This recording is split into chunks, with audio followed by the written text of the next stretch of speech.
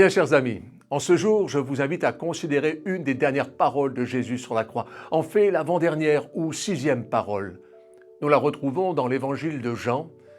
Quand Jésus eut pris le vinaigre, il dit « Tout est accompli » et baissant la tête, il rendit l'esprit. Tout est accompli. Oui, nous proclamons une telle affirmation. Nous voulons la chanter, la lancer comme un slogan, une vérité inéluctable, et nous avons raison de le faire.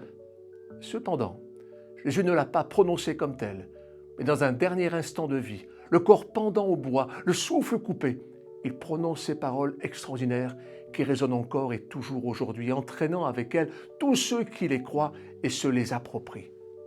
Que voulons-nous dire par cela? S'approprier ces paroles. Elles sont prononcées par Jésus en des circonstances terribles, dramatiques. Alors en quoi je peux m'approprier, faire mien ces trois mots?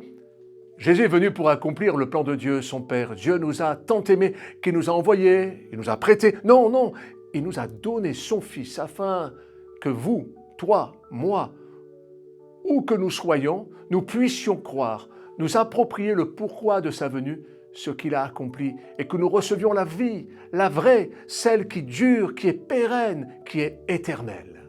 Jésus vivant de toute éternité s'est donné, s'est dépouillé, prenant une forme d'homme qui n'avait rien pour plaire, pour attirer les regards. Et il est venu parmi nous, il a secouru, guéri, enseigné.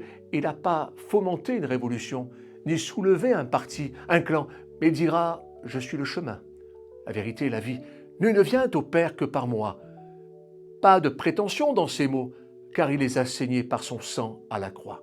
Le seul chemin qui nous mène à Dieu se trouve dans le rachat de notre vie et la rémission de nos péchés par celui qui n'a jamais péché, l'agneau de Dieu qui s'est offert en sacrifice par amour pour toi, pour sauver ta vie, les tiens.